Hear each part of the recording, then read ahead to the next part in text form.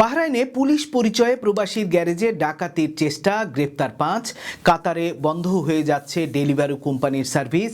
আমিরাতে ১২ গৃহকর্মী নিয়োগ অফিস বন্ধ করল কর্তৃপক্ষ। ওমানের মাস্কাটে ভিক্ষুক বাড়ছে, বাসিন্দাদের সতর্ক করেছে কর্তৃপক্ষ। এসব খবর নিয়ে আজকের মধ্যপ্রাচ্যের নিউজ আপডেট, সাথে আছে আমি মাহবুব শারক। চলে যাচ্ছি বিস্তারিত খবরে। বাহরাইনে পুলিশ পরিচয়ে ডাকাতির ঘটনায় ৫ জনকে গ্রেপ্তার করা হয়েছে। নিউজ অব বাহরাইনের খবরে বলা হয়েছে, অভিযুক্তরা নিজেদের পুলিশ পরিচয় দিয়ে এক এশীয় প্রবাসীর গ্যারেজে প্রবেশ করে এবং ডাকাতির চেষ্টা চালায়। নগদ টাকা, মোবাইল ফোন, ট্যাবলেট সহ অন্যান্য মূল্যবান সামগ্রী ছিনিয়ে নেয়। ঘটনার পরপরই পুলিশ তদন্ত শুরু করে। একটি গাড়ির সূত্র ধরে প্রথমে একজনকে আটক করা হয়, পরে জিজ্ঞাসাবাদ ও তদন্তের মাধ্যমে বাকি ৪ জনকেও গ্রেপ্তার করা হয়। আদালতে তাদের বিরুদ্ধে সশস্ত্র ডাকাতি, ছদ্মবেশ ধারণ এবং জোরপূর্বক সম্পদ ছিনিয়ে নেওয়ার অভিযোগ প্রমাণিত হয়। অভিযোগ প্রমাণের পর আদালত তাদের ৫ বছরের কারাদণ্ড দেয়। বাহরাইনের আদালত জানিয়েছে, এ ধরনের অপরাধ নিরাপত্তা এবং জননিরাপত্তার জন্য হুমকি। কঠোর শাস্তির মাধ্যমে ভবিষ্যতে এমন ঘটনা প্রতিরোধ করতে নির্দেশনা দেয়া হয়েছে রায়ে। কর্তৃপক্ষ বাহরাইনের বাসিন্দাদের সতর্ক করার পাশাপাশি সন্দেহজনক কার্যকলাপ দেখলে দ্রুত আইন শৃঙ্খলা বাহিনীকে জানাতে আহ্বান জানানো হয়েছে। কাতারে জনপ্রিয় খাবার ডেলিভারি অ্যাপ ডেলিভারু তাদের কার্যক্রম বন্ধের ঘোষণা দিয়েছে। কোম্পানিটি জানিয়েছে, আগামী ৪ মার্চ ২০২৬ পর্যন্ত তারা অর্ডার গ্রহণ করবে। এরপর কাতারে তাদের প্ল্যাটফর্ম বন্ধ হয়ে যাবে। যুক্তরাজ্য ভিত্তিক এই প্রতিষ্ঠানটিকে গত বছর যুক্তরাষ্ট্রের ডোর ড্যাশ অধিগ্রহণ করে।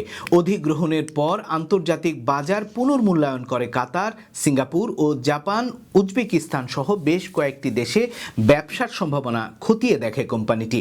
পর্যালোচনায় দেখা যায়, কাতার এবং এশিয়ার কিছু বাজারে দীর্ঘমেয়াদে লাভজনক হবার সম্ভাবনা সীমিত। এরই প্রেক্ষিতে কার্যক্রম গুটিয়ে নেওয়ার সিদ্ধান্ত নেওয়া হয়েছে।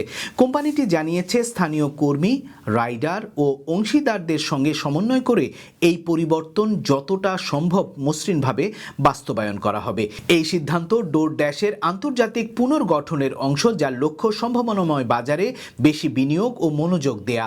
মধ্যপ্রাচ্যের বিভিন্ন ডেলিভারি কোম্পানিতে বহু বাংলাদেশি কাজ করেন। কাতারে ডেলিভারির কার্যক্রম বন্ধের ফলে তাদের উপর কী প্রভাব পড়বে সে বিষয়ে এখনও বিস্তারিত কিছুই জানা যায়নি।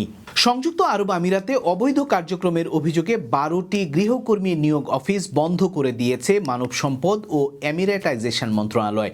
সম্প্রতি দেশজুড়ে পরিচালিত পরিদর্শনে এসব প্রতিষ্ঠানের বিরুদ্ধে লাইসেন্স ছাড়া কার্যক্রম পরিচালনা এবং শ্রম আইন লঙ্ঘনের ব্যাপক অভিযোগ পাওয়া যায়।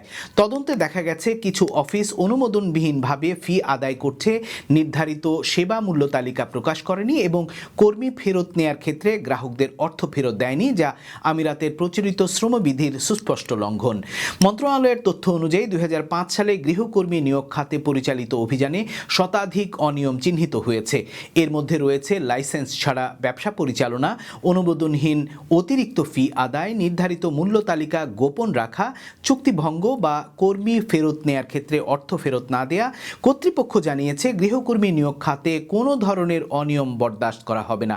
শ্রমিক ও নিয়োগদাতাদের সুরক্ষায় নিয়মিত তদারকি, হঠাৎ পরিদর্শন এবং ডিজিটাল মনিটরিং আরও জোরদার করা হয়েছে। বর্তমানে আমিরাত জুড়ে অনুমোদিত ও নিবন্ধিত নিয়োগ কেন্দ্রের মাধ্যমেই গৃহকর্মী নিয়োগের পরামর্শ দেয়া হয়েছে। মধ্যপ্রাচ্যে কর্মরত বহু বাংলাদেশি গৃহকর্মী ও রিক্রুটমেন্ট খাতের সঙ্গে যুক্ত থাকায় এই পদক্ষেপ প্রবাসী শ্রমবাজারে শৃঙ্খলা ফেরাতে ইতিবাচক ভূমিকা রাখতে পারে বলে মনে করছেন সংশ্লিষ্টরা। ওমানের রাজধানী মাস্কাটে পবিত্র রমজান মাসে ভিক্ষুকের সংখ্যা বাড়তে শুরু করেছে বলে অভিযোগ করেছেন স্থানীয় বাসিন্দারা।